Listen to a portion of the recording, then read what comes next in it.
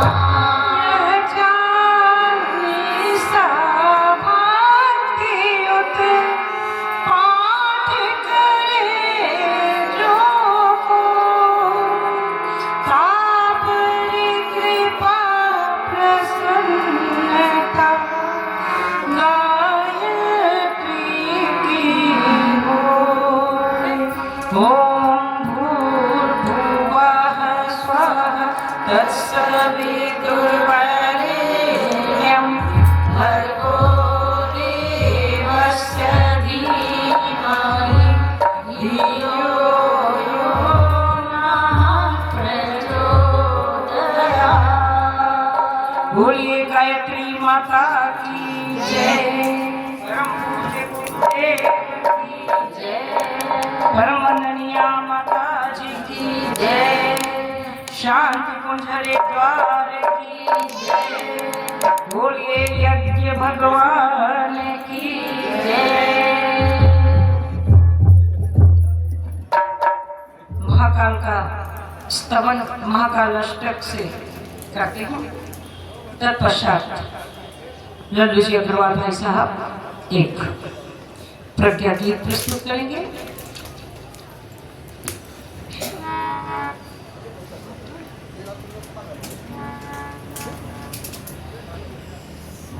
संभव पराक्रम के हेतु तत् पर विध्वंस काजो पर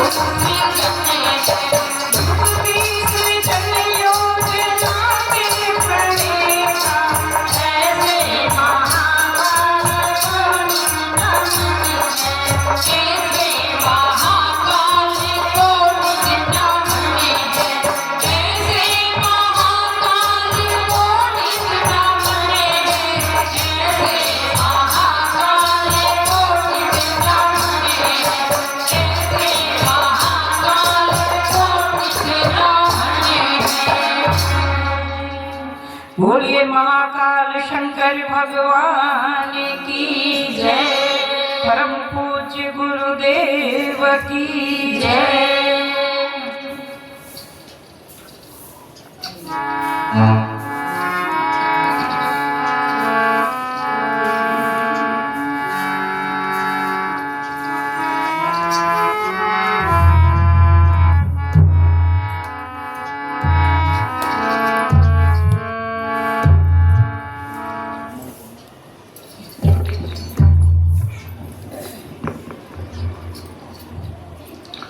आइए हम सब मिलकर के गुरु वंदना करते हैं।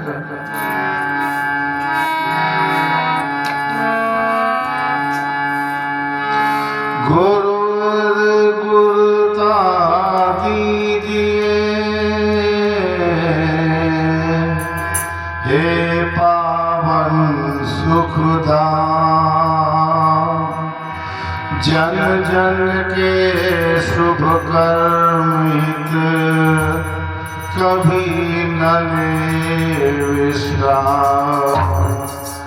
गुरुवर तुम्हें बता दो, गुरुवर तुम्हें बता दो, किसकी शरण में जाए।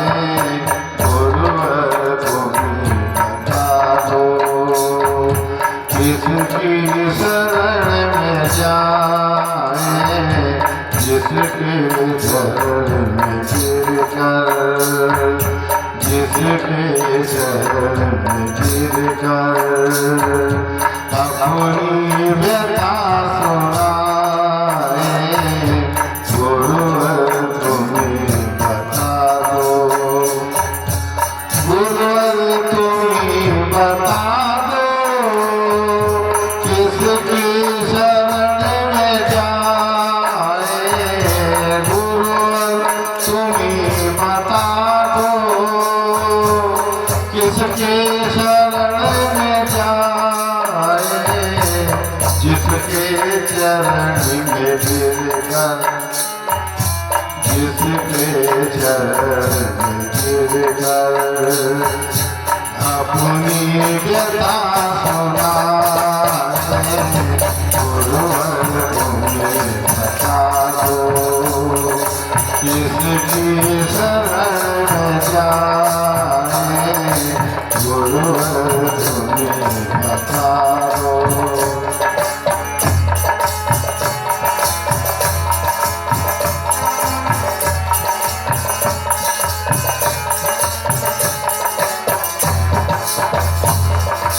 आज्ञान देते मिलने चारों तरफ से घेरा। आज्ञान देते मिलने हो, आज्ञान देते मिलने चारों तरफ से घेरा। क्या बात है प्रलयगी, क्या हो न सकेरा। क्या हुआ नहीं सवेरा। पथ और प्रकाश दो दो, पथ और प्रकाश दो दो, चलने की रखवाली। गुरुवर तुम्हें बता दो, किसकी शरण में जाए। गुरुवर तुम्हें बता दो।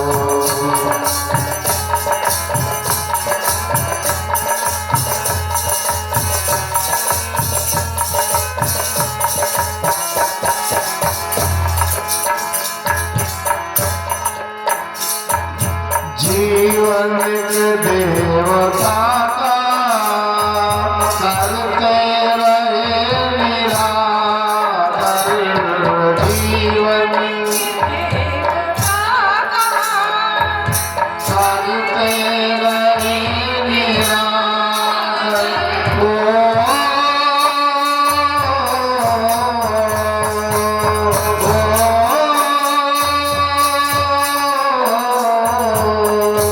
जीवन के देवता का करते रहे निरादर। जैसे करे समर्पित जीवन की जीर्ण चादर। कैसे करे समर्पित जीवन की जीर्ण चादर। जीवन की जीर्ण चादर।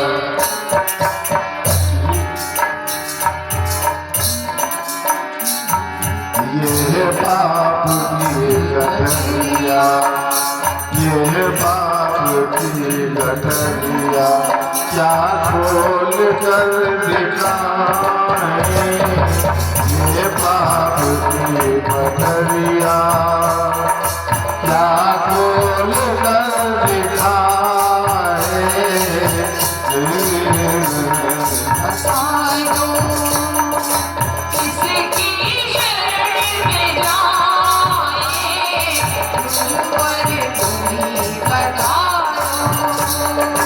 जिसकी शरण में जाए, जिसके शरण में गिर कर अपनी व्यथा सुनाए, गुरुवर तुम्हें बता दो।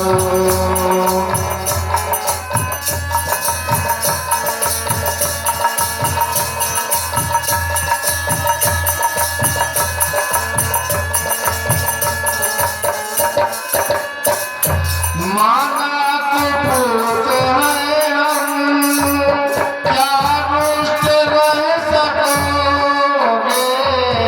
माना कुपूत है हम, क्या रुष्ट रह सकोगे। मुस्कान प्यार अमृत क्या दे नहीं सकोगे। मुस्कान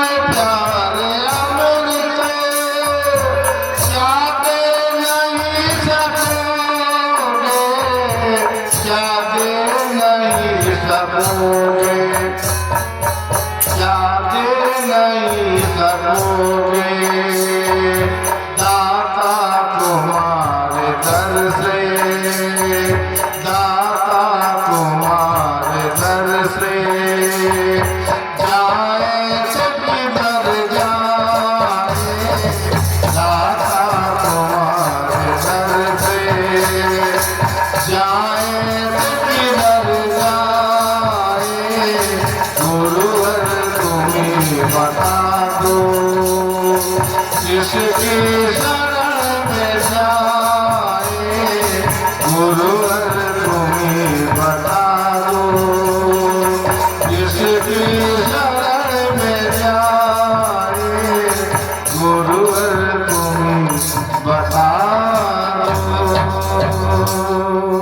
बोले फलपुर गुरुदेव की जय, बोलो वंदनीय माता जी की जय, बोले गायत्री माता की जय, विद्या पुराण भगवान की जय। वेदमूर्ति तपोनिष्ठ परम पूज्य गुरुदेव की युग व्यास की लेखनी को नमन करते हुए प्रज्ञा पुराण कथा का वाचन और श्रवण करने का सौभाग्य हम सबको मिला। शाम के कुछ ज्ञान की गंगोत्री है और इस गंगोत्री से निकली गंगा की धाराएं विराट होकर के अनेक रूपों में अनेक स्थानों पर बह रही हैं। कहीं यज्ञ के रूप में, कहीं दीप यज्ञ के रूप में, कहीं नारी उत्कर्ष समारोह के रूप में और कहीं प्रज्ञा पुराण के रूप में। हम सबका सौभाग्य है कि उस गंगोत्री से निकली हुई एक धारा हमारे आपके बीच में भी आई है। इस धारा को भगीरथ की बांध यहाँ तक लाने का हमारे आयोजक भाई बहनों को श्रेय जाता है। समुद्र में अथाह जल होता है, लेकिन वो हमारी प्यास नहीं बुझा सकता। समुद्र के जल को बादल खींचते हैं और फिर वो धरती पर बरसा देते हैं, तो बादल जल देने का एक माध्यम बन जाते हैं। चंदन के पेड़ों में अपार सुगंध होती है, किंतु बिना वायु के हम उस सुगंध को ग्रहण नहीं कर सकते। मलयाचली वायु के झोंके उन सुगंधित हवाओं को हम लोगों तक लाते हैं। तो वे बंधु जो ज्ञान की गंगोत्री से प्रज्ञा पुराण की इस धारा को यहाँ तक लाने का माध्यम बने, वो साधुवाद के पात्र हैं।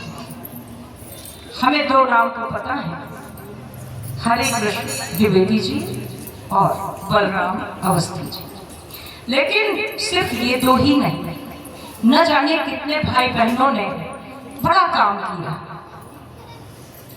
बड़ा बड़ा प्रचार हुआ, सब कुछ हुआ, तब यह कार्यक्रम आज इस रूप में दिखाई दे रहा है। इन बादल और मलयाचली हवाओं की भूमिका को निर्वाह करने वाले भाई बहनों के लिए संत शिरोमणि तुलसीदास के शब्दों में दो पंक्तियां। राम सिंधु गंग सजन धीरा, राम सिंधु गंग सजन धीरा, चंदन तरु हरि संग समीरा, चंदन तरु हरि संग समीरा, राम सिंधु गंग सजन धीरा, राम सिंधु गंग सजन धीरा, चंदन तरु हरि संग समीरा, चंदन तरु हरि संग समीरा। बोले संत शिरोमणि तुलसीदास की जय, पावन रामचरित मानस की जय। कथा की ओर आगे बढ़ने से पूर्व इस बात पर विचार कर लेते हैं कि 18 पुराण और इनके उप पुराण, जिसमें लगभग 20,000 मंत्र हैं, और इतना कथा साहित्य इस संसार में सिरजा गया कि केवल कथा साहित्य को एक पलड़े पर रखा जाए और विश्व के समस्त साहित्य को एक पलड़े पर रखा जाए तो कथाओं का पलड़ा ही भारी होगा। इसके बाद भी परम पूज्य गुरुदेव को प्रज्ञा पुराण कथा की रचना करने की आवश्यकता क्यों हुई? क्योंकि समय के अनुसार परिस्थितियां बदलती हैं, समस्याएं बदलती हैं, उनके समाधान बदलते हैं। प्रज्ञा पुराण में परम पूज्य गुरुदेव ने वर्तमान समस्याओं के समाधानों को प्रस्तुत किया है। उन्होंने सूत्र रूप में श्लोक दिए हैं, जिनकी व्याख्या युग के अनुसार प्रासंगिक होती रहती है। दूसरी और तीसरी शताब्दी के मध्य दक्षिण भारत के महिला रोप्य नामक नगर में पंचतंत्र के रचयिता विष्णु शर्मा रहते थे। वहां के राजा अमर शक्ति के 3 पुत्र थे। तीनों पुत्र बड़े ही मूर्ख थे। राजा ने उन्हें विद्वान बनाने के लिए, शिक्षित करने के लिए बहुत प्रयास किए, बहुत से गुरुओं को बुलाया, लेकिन असफल रहे। तब किसी ने बताया कि पंडित विष्णु शर्मा इन पुत्रों को राजनीति की बड़ी सुंदर शिक्षा दे सकते हैं। लोगों के कहने पर राजा ने अपने पुत्रों को पंडित विष्णु शर्मा के पास भेजा और सिर्फ कथाओं के माध्यम से, कहानियों के माध्यम से पंडित विष्णु शर्मा ने उन पुत्रों को कुशल प्रशासक बना दिया। तो कथाएं मनुष्य के जीवन में शीघ्रता से प्रवेश करती हैं उनके अंतस्थल को छूती हैं और मानवीय मन को बदलने की सामर्थ्य रखती हैं। प्रज्ञा पुराण कथा प्रथम खंड प्रथम अध्याय का प्रथम श्लोक इस प्रकार है। लोक कल्याण धर्म धारणा संप्रसारक व्रतीया वरो मान्यो देवर्षिर्विश सत्तमः। आगे के कुछ श्लोक। अव्याहत गतिं प्राप्त गन्तुं विष्णुपदं सदा नारदो ज्ञानचर्चार्थं स्थित्वा वैकुण्ठसन्निधौ लोककल्याणमेवम् अयम् आत्मकल्याणपद्यतः मेने परार्थपारिणः सुविधामन्यदुर्लभः। काले काले गतस्तत्र समस्याः कालकीलृशन् मतं निश्चित्य स्वीचक्रे भाविनीं कार्यपद्धतिम्। तो प्रथम श्लोक था लोक कल्याण कृत। प्रथम भाग प्रथम अध्याय और प्रथम श्लोक आरंभ होता है लोक कल्याण शब्द से। लोक कल्याण जो हम लोग संकल्प सूत्र धारण करते समय 3 अनुबंधों से बंध जाते हैं, साधना, उपासना और आराधना। तो लोक कल्याण आराधना का ही एक रूप है। आराधना और लोक कल्याण एक ही बात है। हमें साधना करनी होती है, उपासना करनी होती है और आराधना। श्लोक है कि अष्टादश पुराणेषु व्यासस्य वचनद्वयम् परोपकारः पुण्याय पापाय परपीडनम्। 18 पुराणों में व्यास ने 2 ही बात लिखी है, परोपकार पुण्य के लिए और दूसरों को कष्ट देना यही पाप है। संत शिरोमणि तुलसीदास भी क्या कहते हैं? परहित सरिस धर्म परहित सरिस धर्म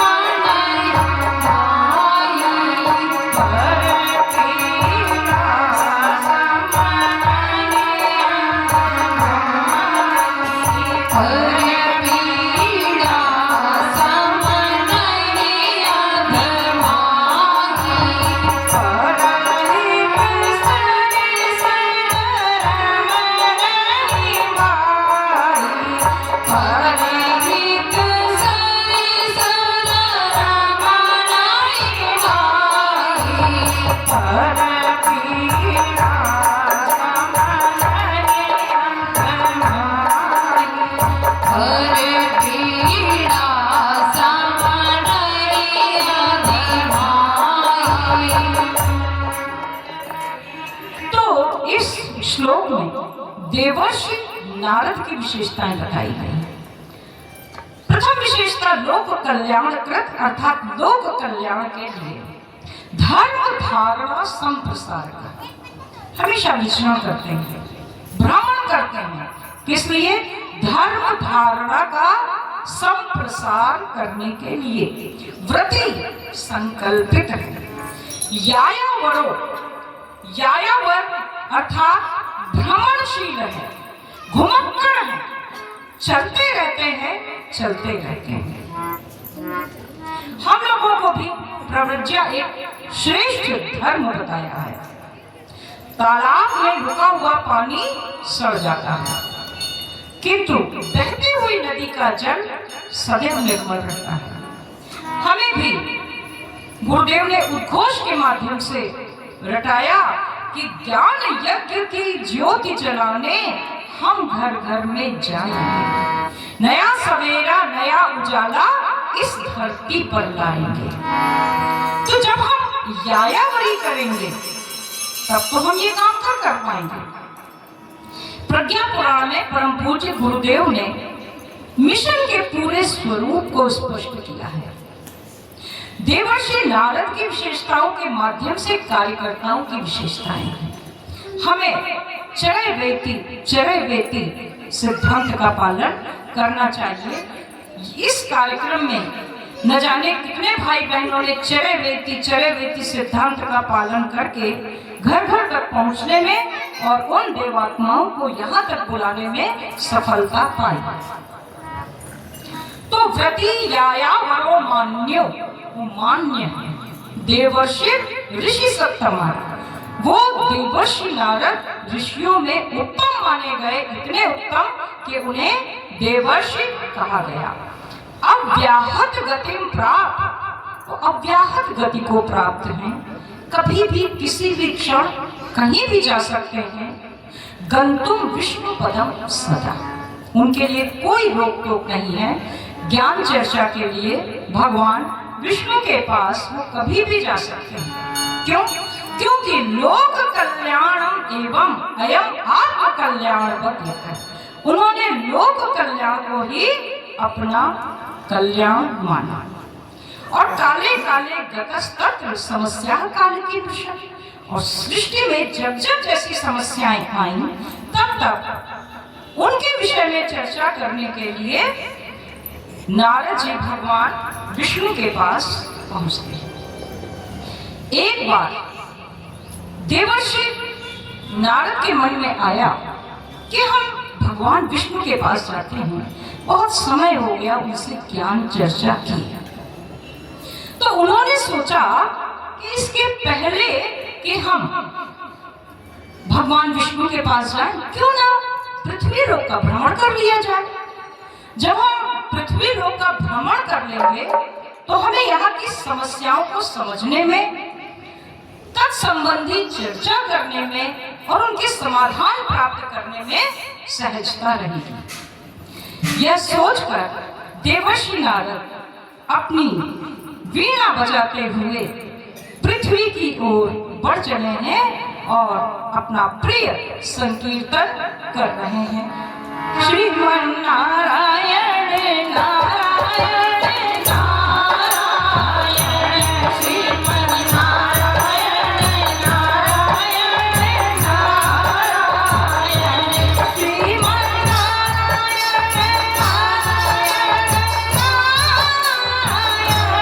श्रीमन नारायण नारायण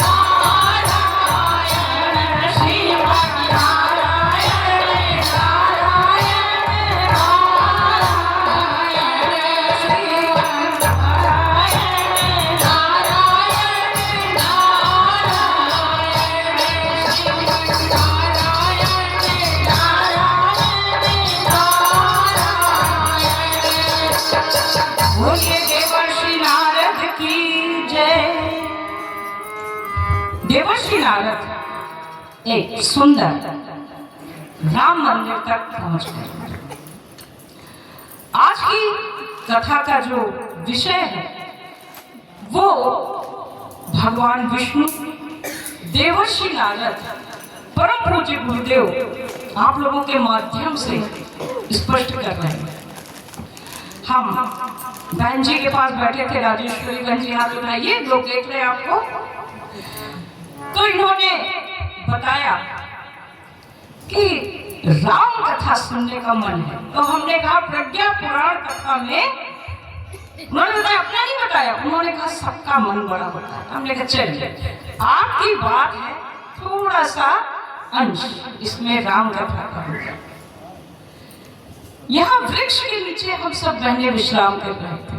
हमारी चौपटिया की बहनें, बालागंज की बहनें, उन्होंने बताया कि ये वृक्ष निधि बन के वृक्षों में से एक है। हमने इसे गौर से देखा, इसमें वही विशेषताएं हैं जो निधि बन के वृक्षों में है। तो ये विषय अपने आप यहाँ आकर बने हैं, भगवान कृष्ण की इच्छा है, भगवान राम की इच्छा है, वही हम सब की भी इच्छा है। तो देवर्षि नारद उस राम मंदिर में उतरे। क्या है आगे की कहानी, गीत के माध्यम से सुनते हैं। सीता राम जी की प्यारी राजधानी जी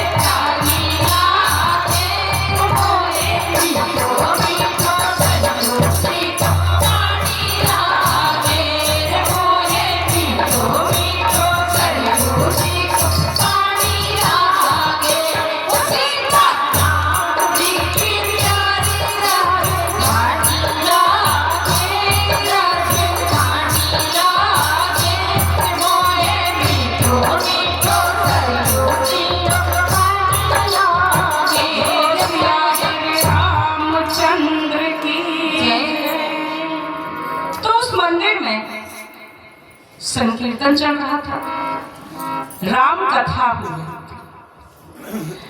पंडित जी सुना रहे थे राम के वनवास का प्रसंग। अभिषेक होते होते रह गया है, राम को वनवास मिल गया है। भक्त मग्न होकर सुन रहे थे, उनकी आंखों से अश्रु बह रहे थे। नारद जी भी इतने प्यारे संकीर्तन को सुनकर एकदम मस्त हो गए और उन्हीं भक्तों के बीच में बैठकर उसी राम कथा और संगीत को सुनने लगे। तभी अचानक एक व्यक्ति जो बड़े भावपूर्ण ढंग से कथा सुन रहा था, एकदम उठकर चल दिया। नारद जी की इच्छा हुई, चलो कुछ बातचीत करते हैं।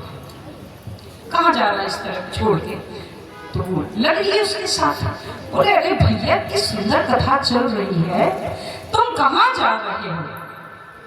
तो उसने कहा कि वो बहुत जरूरी काम है।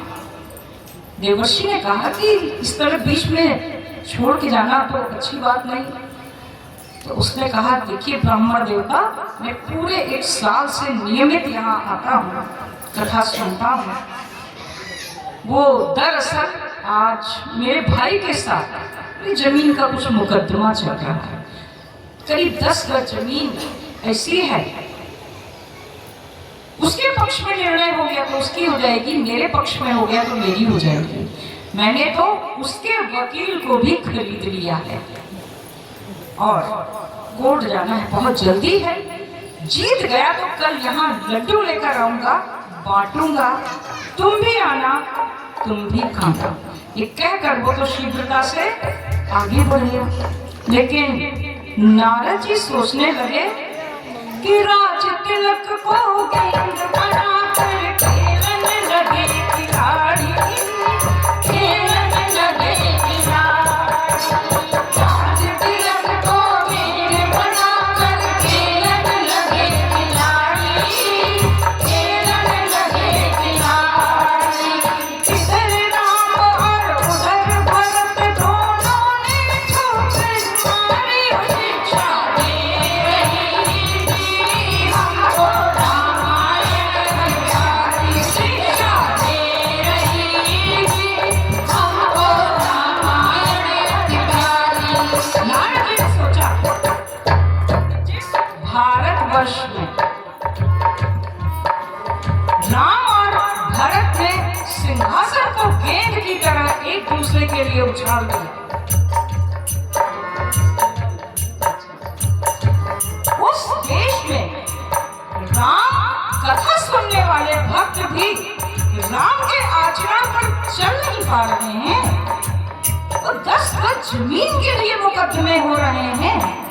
यहाँ धर्म केवल आडंबर की चीज है, दिखावे की चीज हो गई है। राम के आदर्शों की ऐसी दुर्गति देखकर व्यथित होकर नारद जी आगे बढ़े। एक बड़ा सा भवन दिखाई दिया, हरियाली से युक्त, बड़े बड़े पेड़ लगे हैं, सब कुछ अच्छा। एक चीज ने उन्हें चकित कर दिया कि उस मकान में रहने वाले परिवार के सारे लोग वृद्ध थे। वो बड़ा परेशान हुए कि इतने सारे लोग वृद्ध कैसे हो सकते हैं। द्वार पर एक व्यक्ति खड़ा था, वो थोड़ा वो जवान था। उससे पूछा नारद जी ने कि भैया ये किसका घर है? तो उस जवान ने कहा, ये वृद्धाश्रम है। देवर्षि ने पूछा, किस ऋषि का आश्रम? अरे नहीं, किसी ऋषि का आश्रम नहीं है, वृद्धाश्रम है। ये क्या होता है? अरे भाई कहाँ से आए हो? कुछ नहीं पता? अरे आज के जमाने में कौन अपने माता पिता की सेवा कर पा रहा है? लोगों के पास रुपया है, पैसा है, सब कुछ है, लेकिन जब बुढ़ापे में अपने माता पिता की सेवा नहीं कर पाते हैं, उनको छोड़ जाते हैं। कुछ लोग यहाँ छोड़ जाते हैं, कुछ लोग यहाँ वहाँ छोड़ जाते हैं। तब हम उनको लाते हैं, जैसे बन पड़ती है उसी सेवा करते हैं। नारद जी ने कहा, ये तो बहुत विचित्र बात है, दुखद बात है। तो उसने बताया कि अभी थोड़ी दूर पर जाओ, वहाँ एक नारी निकेतन केंद्र मिलेगा तुम्हें। वहाँ अनाथ बेसहारा नारियां मिलेंगी। और थोड़ा आगे बढ़ो, एक अनाथालय मिलेगा जहाँ बच्चे हैं। नारद जी ने सोचा कि वह भारतवर्ष जिसके विषय में प्रचलित है कि गायन्ति देवाः किल गीतकानि, धन्यास्तु ते भारत भूमि भागे, स्वर्गापवर्गास्पदमार्गभूते भवन्ति भूयाः पुरुषा सुरत्वात्। कि जिस भारत भूमि में जन्म लेने के लिए देवता मनुष्य का रूप धारण करते रहे, उस भारत भूमि में आज ऐसी दशा कि परिवार विखंडित हो गए। सारे वृद्ध आश्रमों में, बच्चे नारियां अलग अलग आश्रमों में। बहुत दुखी हो गए नारद जी। थोड़ा आगे बढ़े तो उन्हें एक गली में बच्चे खेलते हुए थोड़ी प्रसन्नता हुई। एक द्वार पर, एक खटिया पर बैठे थे एक वृद्ध वृद्धा। नारद जी का हृदय बड़ा ही संतुष्ट हुआ कि चलो कहीं तो परिवार व्यवस्था अच्छी दिखाई दे रही है। तो नारद जी ने थोड़ा पास से जाकर देखा तो उन वृद्ध वृद्धाओं के वस्त्र मलिन, मुखमंडल पर दैन्य भाव, आंखों में प्रतीक्षा, आकुलता, इच्छा, जैसे कुछ चाह रहे हैं। बार बार अंदर की ओर देखते थे। ऐसा लगा शायद जल चाह रहे हैं या कुछ भोजन चाह रहे हैं या दवाइयां चाह रहे हैं, लेकिन ऐसा वहां कुछ भी उनके पास आ नहीं रहा था, बल्कि अंदर से कुछ ऐसी ध्वनियां आ रही थी जिनका भाव कुछ इस प्रकार का था। अरे कान बधिर भय, आंख धुंधर भय, कफ खांसी कहरावे। कान बधिर भय, आंख धुंधर भय, कफ खांसी कहरावे। ठोकर मौत सब कहे ठोकरा, मौत न तेरी आवे उठाई। कितनी है उठारिया, जाने ना परी भाई। कितनी है उठारिया, जाने ना परी। सतगुरु मेरे नामा हरिया, पीरी उमारी। सतगुरु मेरे नामा हरिया, पीरी उमारी। कहूँ सास से कहे रात दिन रोट मोट के मारे। कहूँ सास से कहे रात दिन रोट मोट के मारे। झाड़ू तक का नहीं आसरा, बैठी छाती मारे।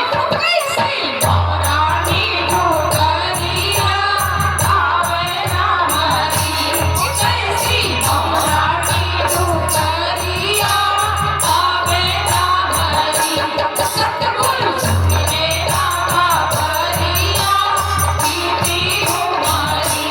सतगुरु मेरे नामा हरिया, पीरी उमारी। नारद जी बहुत दुखी हो गए और बहुत दुखी होकर आगे को बढ़े। एक सुंदर सी कॉलोनी में पहुंचे।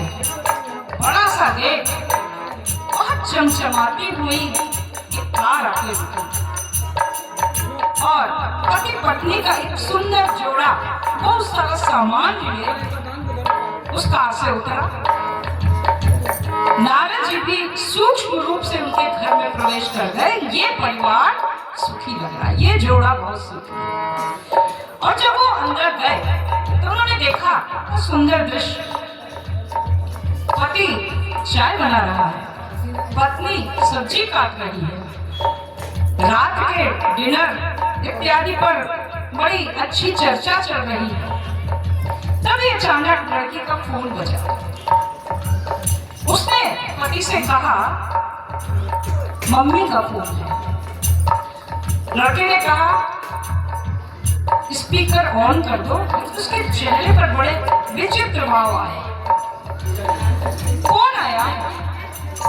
बिटिया कैसी है? ठीक हूँ मम्मी।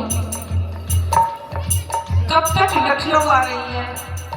अरे मम्मी अभी कहाँ फुर्सत है, मैं तो आपको बता रही हूँ ना कि इतना काम है, इतना काम है, अभी कहाँ फुर्सत है। बेटा ज्यादा नहीं तो 2-3 दिन की छुट्टी लेकर लखनऊ आ जाओ। क्यों मम्मी? बेटा लड़के वाले आए हैं, तुझे देख लें, तेरी शादी तय हो जाए, हमारा एक बोझ खत्म हो जाए। अब नारद जी बड़ा चौंके, ये क्या बात है, उनकी समझ में नहीं आ रहा था। आगे उनकी पहेली थोड़ी सी सुलझी, थोड़ी उलझी रह गई। बाहर निकल कर आए, उस शानदार बिल्डिंग के दरवाजे पर जो गार्ड खड़ा था, उन्होंने उससे बात की, भैया ये जो जहाँ लाइट जल रही है वहाँ कौन रहता है? वो मुस्कुराया, बोला एक लड़का एक लड़की। तो पति पत्नी नहीं है? बोले नहीं नहीं, वो लिव इन रिलेशनशिप में रहते हैं। ये कौन सा रिलेशनशिप है? उसने कहा आजकल यही चल रहा है बड़े शहरों में, बिना विवाह किए पति पत्नी की तरह है। नारद जी बोले ये तो बड़ी खतरनाक बात है। सीता सावित्री के इस देश में नारियों का, संस्कारों का, विवाह संस्था का ऐसा पतन। उसने कहा अभी तुमने क्या देखा? वो बोले हाँ वहाँ तो कुछ उत्सव चल रहा है, कोई जन्म दिवस, विवाह दिवस जैसा कुछ लग रहा है। उसने कहा नहीं नहीं, वहाँ ब्रेकअप पार्टी चल रही है। ये ब्रेकअप पार्टी क्या होती है? उसने कहा कि जब उन लोगों में पटरी खाना बंद हो जाती है तो ये लोग अलग अलग हो जाते हैं, अलग अलग हो जाते हैं, तो ये ब्रेकअप पार्टी देते हैं। हो रही है, सब हो रहा है। तो देवर्षि ने कहा कि ये बात समझ में नहीं आई कि अलग अलग हो रहे हैं तो फिर सब की क्या जरूरत है, अरे अपने अपना रास्ता पकड़े। तो उसने कहा कि नहीं, जब तक ये घोषणा नहीं होगी कि ब्रेकअप हो गया तब तक नया प्रपोजल कैसे मिलेगा? भाई लोगों को पता भी तो चलना चाहिए कि अलग अलग हो गए हैं, लड़का खाली है, लड़की खाली है, अब हम प्रपोज कर सकते हैं। तो ऐसी विचित्र चीजें देख करके नारद जी ने अपनी वीणा को देखा जो बड़ी देर से चुप थी। वो क्या गाने लगी? जो लिव इन रिलेशनशिप वाले हैं उनको देखकर बोली कि कैसे कंफ्यूजन में भैया कहाँ से आए, कैसे कंफ्यूजन में भैया कौन कहाँ से आए। लिव इन रिलेशन में रहते हम ब्याह में न आए, बंधन साथ निभाता है अपना कच्ची डोरी, कि बंधन साथ निभाता है अपना कच्ची डोरी। ये वो बंधन नहीं है पक्की डोरी जो 7 जन्मों तक चलेगा, ये 7 दिनों का बंधन है जिसकी डोरी कच्ची है। और जहाँ ब्रेकअप पार्टी चल रही थी, जब नारद जी ने उधर की तरफ देखा तो कुछ ऐसा संगीत बजा कि सुंदर आयोजन का उत्सव गीत और संगीत, सुंदर आयोजन का उत्सव गीत और संगीत। पता चला यह ब्रेकअप पार्टी बदल गई मनमीत साथी, ढूंढेंगे नया कोई दुनिया बदलेगी साथी, ढूंढेंगे नया दुनिया बदलेगी। सतगुरु के नाम परिया बीती उमरी, सतगुरु के नाम परिया बीती उमरी। सुंदर आयोजन था, उत्सव गीत और संगीत। पता चला यह ब्रेकअप पार्टी बदल गए मनमीत, अब साथी ढूंढेंगे नया दुनिया बदलेगी। परिवार व्यवस्था का, संस्कारों का ऐसा पतन देख व्यथित हृदय से नारद जी भ्रमर को आगे चले। जब वो आगे चले तो भ्रमण करते करते ब्रह्म मुहूर्त हो चुका था। उन्हें लगा कि ये तो भारतवर्ष है, यही उठे स्वाहा के स्वर और यही स्वधा के मंत्र बने। स्वाहा हवन करते समय, स्वधा तर्पण करते समय, तो यही उठे स्वाहा के स्वर और यही स्वधा के मंत्र बने। ऐसा प्यारा देश पुरातन ज्ञान निधान हमारा है।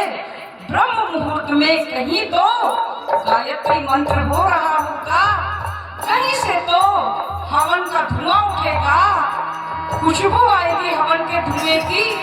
यही सोचते सोचते आगे बढ़े जा रहे थे कि एक भवन के आगे एक कार रुकी और उस कार में से लड़खड़ाते हुए कदमों से एक लड़की उतरी।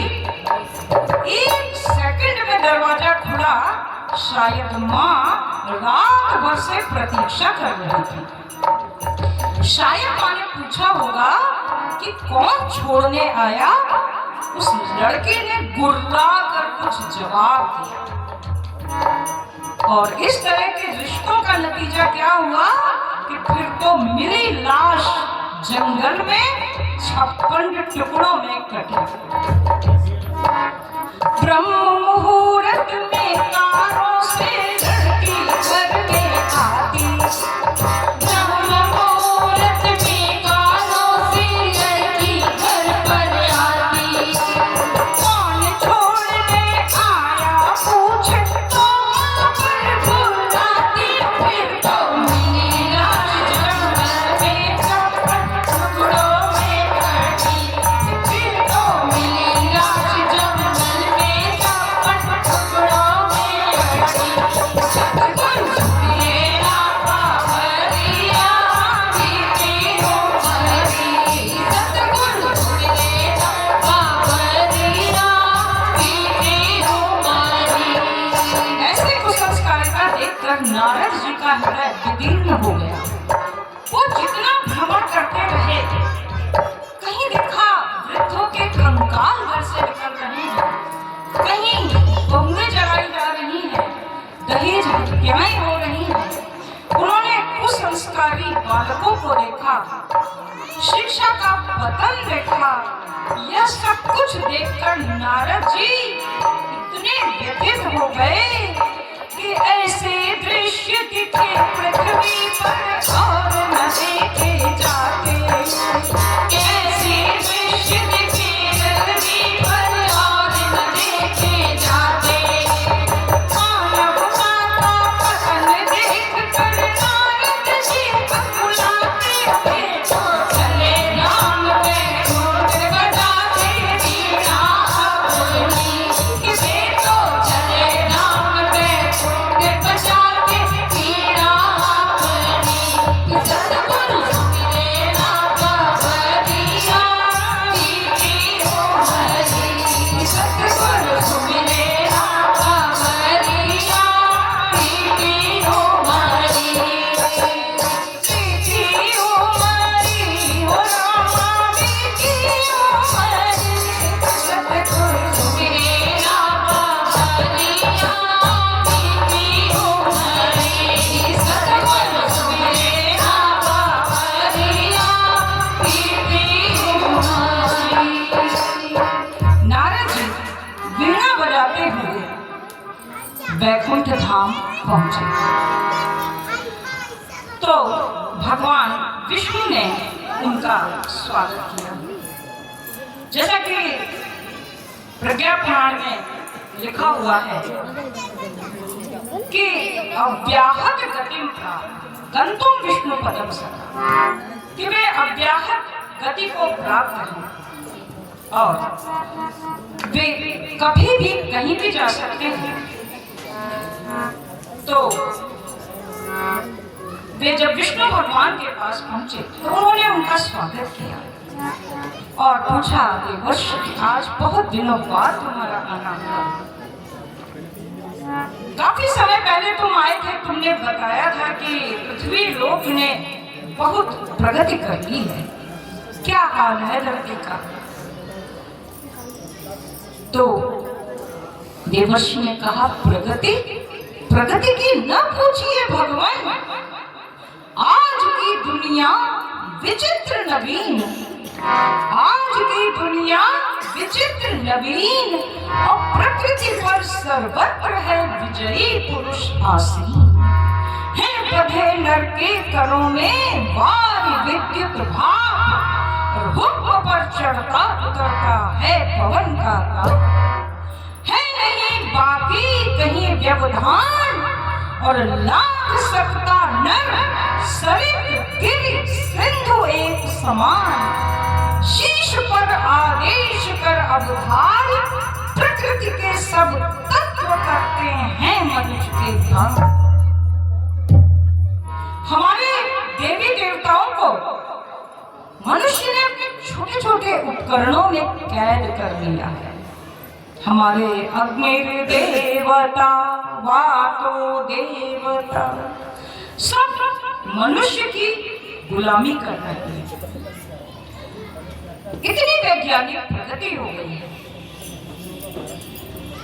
फिर उन्होंने विस्तार से जो कुछ भी देखा था वह सब कुछ बताया कि एक ओर तो ऐसा वैभव है जिसे देखकर आंखें चकाचौंध होती हैं, एक ओर झुग्गी झोपड़ी का दारिद्र्य है। भूमि बंजर पड़ी है क्योंकि रासायनिक खादों ने भूमि को बंजर बना दिया है। जगत गुरु भारत की देवियां अर्धनग्न रहती हैं। परिवार व्यवस्था टूट गई है। परम पूज्य गुरुदेव ने गीत संजीवनी में लिखा कि इतने रत्न दे कैसे, इतने रत्न दे कैसे, जिनसे देश महान है। भारत की परिवार व्यवस्था रत्नों की खान है। भारत की परिवार व्यवस्था रत्नों की खान है। इतने रत्न दिए जिनसे, जितने जग दिए कैसे, जिससे देश महान है। भारत की परिवार व्यवस्था रत्नों की खान है। भारत की परिवार व्यवस्था रत्नों की खान है। इसी खान से ध्रुव निकले थे, माने उन्हें संवारा था। इसी खान से ध्रुव निकले थे, माने उन्हें संवारा था। इस हीरे को नारद जी ने थोड़ा और निखारा था। इस हीरे को नारद जी ने थोड़ा और निखारा था। नभ में ध्रुव परिवार की दिखा, नभ में ध्रुव परिवार की दिखा, शाश्वत अमर निशान है। भारत की परिवार व्यवस्था रत्नों की खान है। भारत की परिवार व्यवस्था रत्नों की खान है। और उसी भारत में परिवार व्यवस्था भगवान मैंने देखा खंड खंड हो गई है। आज का युवा बिना विवाह किए विवाह के सारे सुख भोग रहा है। विवाह नहीं करना चाहता, और विवाह कर भी लिया तो संतान नहीं पैदा करना चाहता। हफ्ते में 5 दिन कंप्यूटर पर आंखें गड़ाए गड़ाए काम करता है। वीकेंड में 2 दिन सारे सुखों का भोग करता है। उसे कोई मतलब नहीं कि हमारी संस्कृति का पतन हो रहा है। उसे मतलब नहीं ग्लोबल वार्मिंग बढ़ रही है। उसे मतलब नहीं कि धरती का जल स्तर गिरता चला जा रहा है। उसे चाहिए म्यूजिक, डांस, अपने घर का वातावरण इच्छानुसार ठंडा और गर्म रखता है। हर मनुष्य पैसा कमाने की मशीन बनता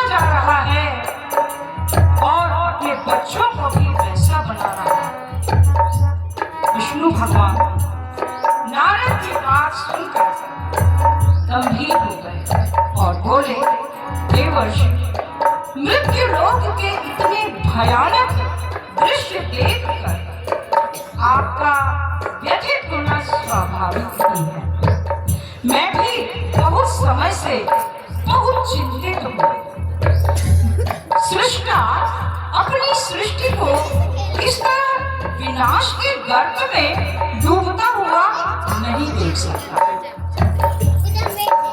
प्रज्ञा पुराण के श्लोक 18, 19, 20 में बताते हैं भगवान विष्णु नारद जी को, अधुनास्ति सर्वत्र अनास्था क्रम परंपरा अधूरदर्शिता ग्रस्ता जना विस्मृत्य गौरवम्। आज सर्वत्र धरती पर आस्था संकट है। मनुष्य अपने गौरव को भूल चुका है। वो भूल चुका है कि ईश्वर अंश जीव अविनाशी, ईश्वर अंश जीव अविनाशी, ईश्वर अंश जीव अविनाशी, चेतन अमर सहज सुख राशि, चेतन अमर सहज सुख राशि, सो माया बस गम्यो गोसाई, सो माया बस गम्यो गोसाई, बंदो की मर कट की नाई, बंदो की मर कट की नाई। आज अनास्था संकट है। आज का युवा अपने को नास्तिक कहने में गर्व का अनुभव करता है। आप जो इंटरनेट के अकॉर्डिंग जनरेशन का डिवीजन हुआ, वो जनरेशन जिसे मिलेनियल कहा गया, जिसे जेनजी कहा गया, अब जो अल्फा आ रहा है, अब पूछिए 100 बच्चों को, 100 युवाओं को बुलाकर पूछिए, तुम आस्तिक हो कि नास्तिक, भगवान में विश्वास करते हो? 80 लोग कहेंगे कि हम नास्तिक हैं। आप में से कितने हमारी बात से सहमत हैं? हाथ उठाएं। क्या आज का युवा अपने को नास्तिक मानता है? हाथ उठाइए अगर आपको लगता है कि आज का बच्चा, चाहे वो मेरा बच्चा हो या तेरा बच्चा हो, वो अपने को नास्तिक मानता है। तो सही हाथ उठाया आपने। हम विद्यालयों में पूछते हैं बच्चों से, तो 90% बच्चा कहता है कि हम नास्तिक हैं।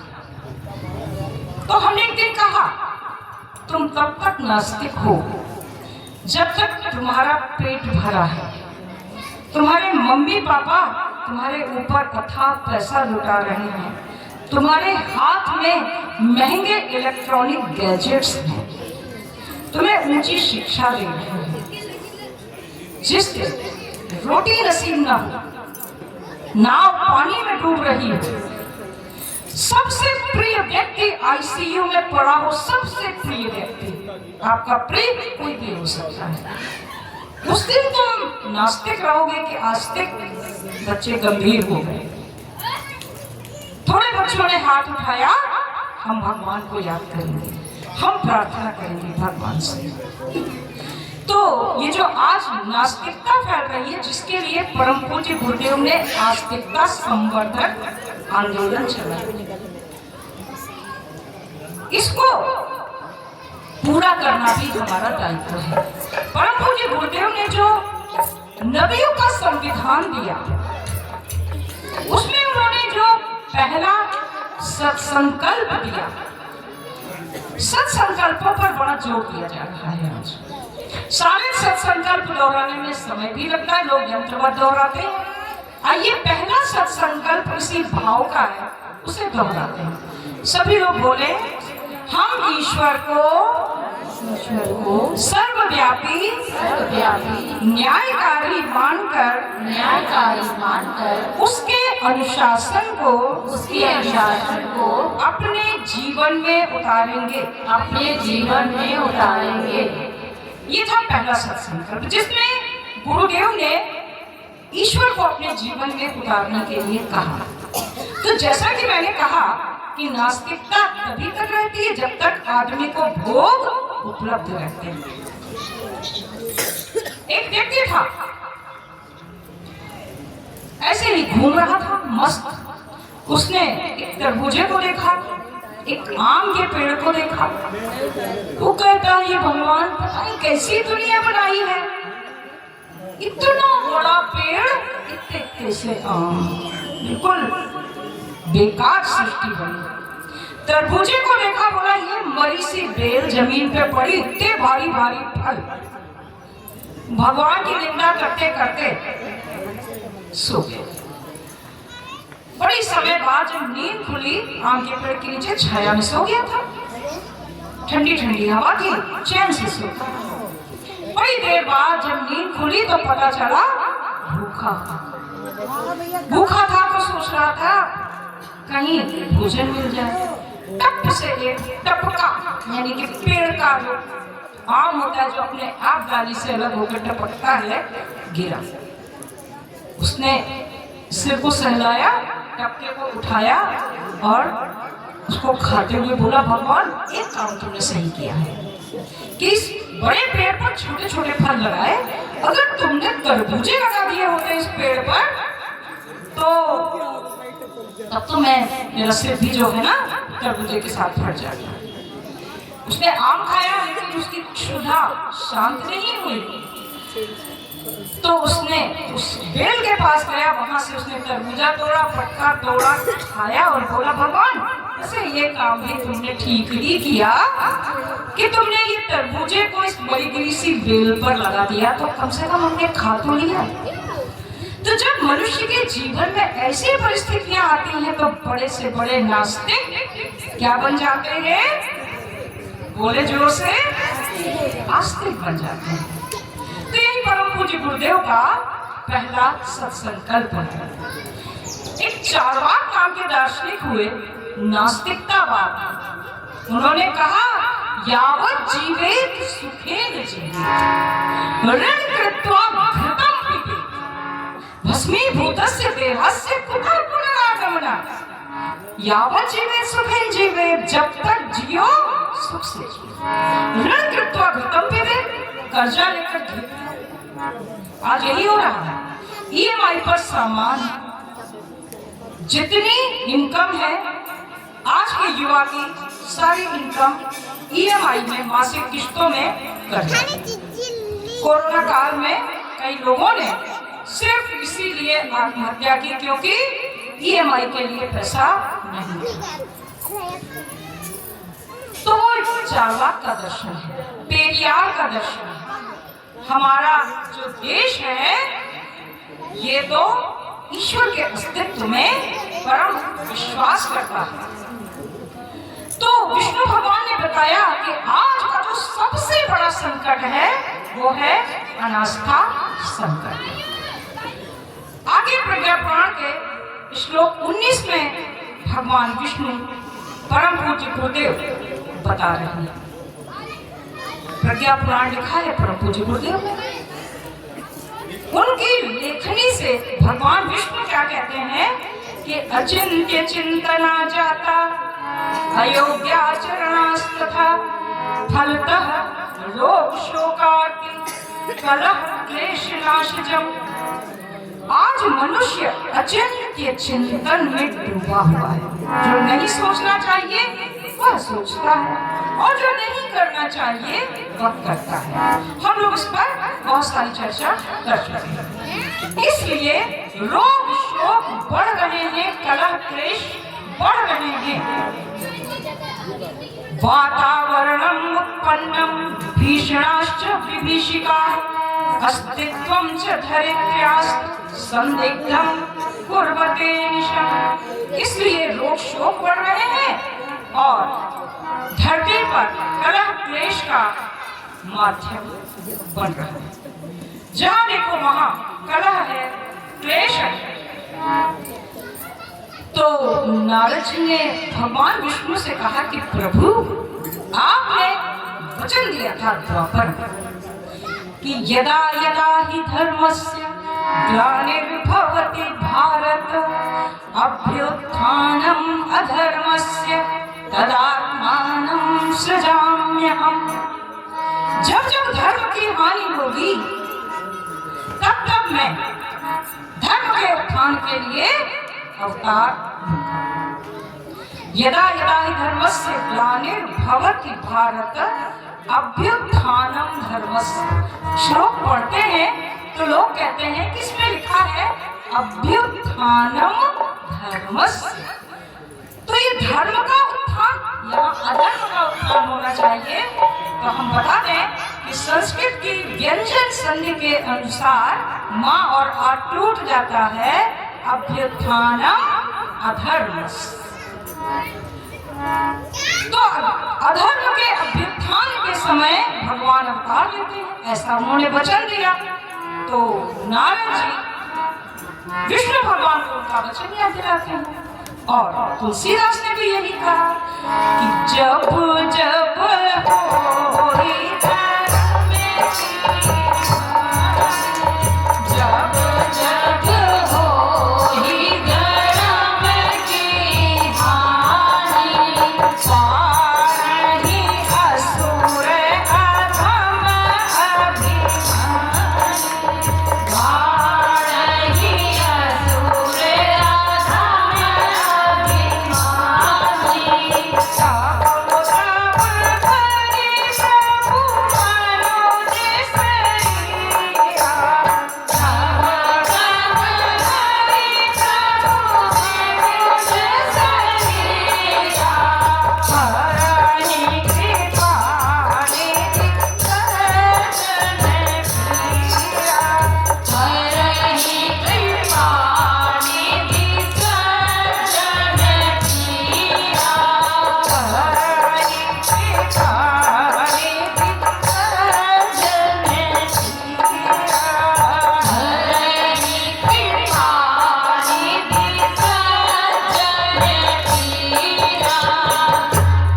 देवर्षि ने पूछा कि प्रभु, आप सब कुछ जानते हैं, अब प्रतिज्ञा के अनुसार आपका अवतार लेने का समय आ गया है। आप मुझे बताइए कि अब कहाँ और किस रूप में अवतार लेने जा रहे हैं।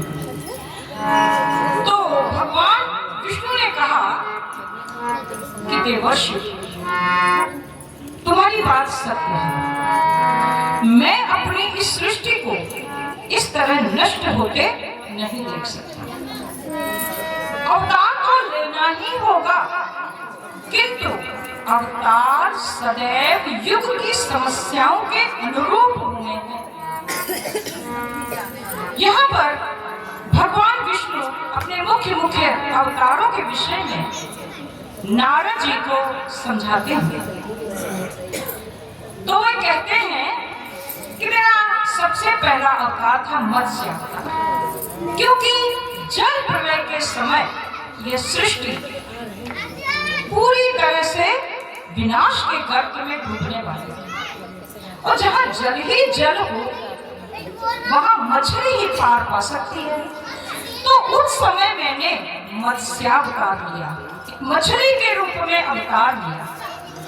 और मानवों के सूक्ष्म शरीर, औषधियों के बीज, वनस्पतियां, ये सब कुछ मैंने मत्स्यावतार रूपी नौका में सुरक्षित करके इस सृष्टि के पुनर्निर्माण का प्रयास किया, जो कि सफल हुआ।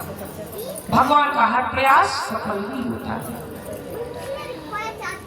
लेकिन जिस समय समुद्र मंथन की आवश्यकता हो, उस समय मत्स्यावतार काम नहीं कर सकता।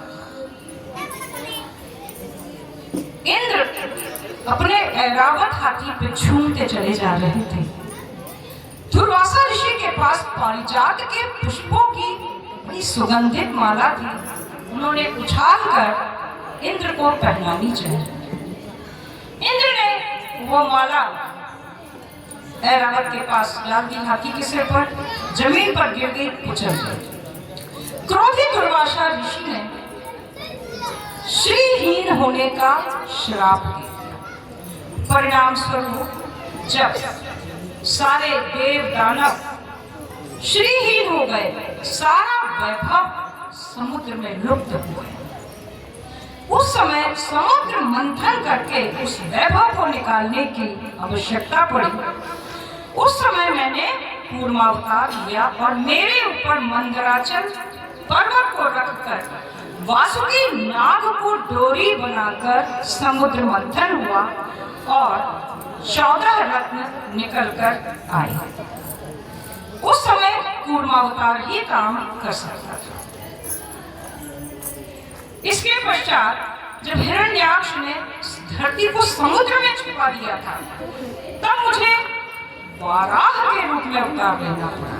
नारद जी बोले, हाँ प्रभु, सारी दुनिया कहती है कि आप बड़े अजीब अजीब अवतार लेते हैं। कभी मछली बन जाते हैं, कभी कछुआ बन जाते हैं, कभी सुअर बन जाते हैं। तो भगवान विष्णु ने कहा कि ये सब अवतार युग की समस्याओं के अनुरूप हुए हैं। अब तुम जो समस्याएं लेकर आए हो, क्या मत्स्य अवतार वहां काम करेगा? देवर्षि ने कहा नहीं। तो क्या कूर्मा अवतार काम करेगा? तो उन्होंने कहा नहीं। तो क्या नृसिंह अवतार काम करेगा कि नहीं? क्योंकि नृसिंह अवतार तो हिरण्यकशिपु की अजीबोगरीब शर्तों के फलस्वरूप आपने लिया था। न मैं दिन में मरूं, न रात में मरूं, न मनुष्य से मरूं, न पशु से मरूं, न घर में मरूं, न बाहर मरूं, न सुबह मरूं, न शाम को मरूं, न उस समय न दिन हो, न रात हो, न पृथ्वी हो, न आकाश हो। तो भगवान विष्णु ने कहा कि हाँ, उसे मैंने गोधूली बेला में, संध्या की बेला में, जब न दिन था न रात थी, जांघों पर रख कर जहाँ न भूमि थी न आकाश था, दहरी पर जो कि न अंदर था न बाहर था, अपने नाखूनों से जो कि न शस्त्र था न अस्त्र था, मैंने उसे चीर दिया। इस तरह नरसिंह अवतार की आवश्यकता पड़ी।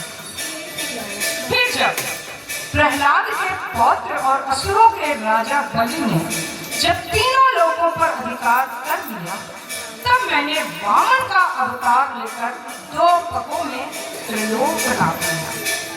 सहस्र बाहु के अत्याचारों से पृथ्वी को मुक्त करने के लिए मैंने परशुराम का अवतार लिया और धरती पर मर्यादा की स्थापना के लिए राम का अवतार लिया, धर्म की रक्षा के लिए कृष्ण का अवतार लिया। इसी क्रम में पूर्वार्ध में धर्म चक्र का प्रवर्तन हुआ और बुद्ध का अवतार हुआ। इसी तरह मैंने समय समय पर युग की जैसी जैसी समस्याएं थी, वैसा वैसा अवतार लिया। देवर्षि ने कहा, सत्य है प्रभु, किंतु मेरा प्रश्न यह है कि अब आप किस रूप में अवतार लेने जा रहे हैं? आयोजक बंधुओं से एक प्रश्न है कि वो 6 बजे तक का समय है और उसके पश्चात एक पावर पॉइंट प्रेजेंटेशन आओ गणेश संस्कार वाद पीढ़ी का चल रहा है, उसकी व्यवस्था हो गई है। कृपया बताने का कष्ट करें ताकि उसी के अनुरूप कार्य हो सके।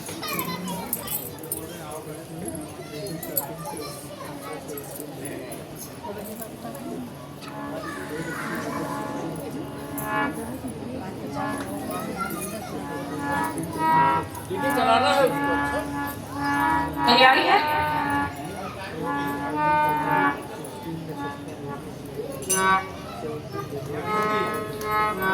पीपीटी तैयार है ना?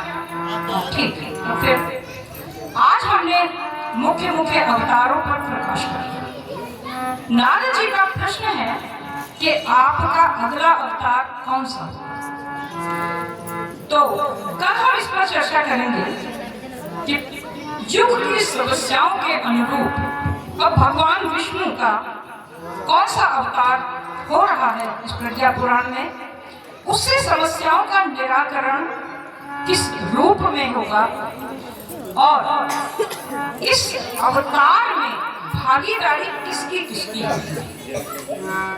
राम के समय में रीछ और बानर, भगवान कृष्ण के समय में गोप ग्वाले उनके सहचर बने, और इस प्रज्ञावतार में भगवान के सहयोगी कौन कौन होंगे, हमारी आपकी भी उसमें क्या भूमिका होगी, समस्याओं का निराकरण किस तरह होगा, यह सब कुछ हम लोग कल चर्चा करेंगे।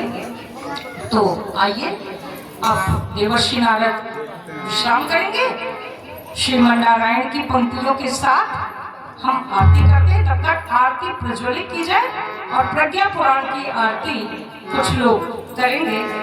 इस तरह से प्रज्ञा पुराण कथा का आज का विश्राम होगा। कल इसके आगे हम कथा में प्रवेश करेंगे। श्रीमन नारायण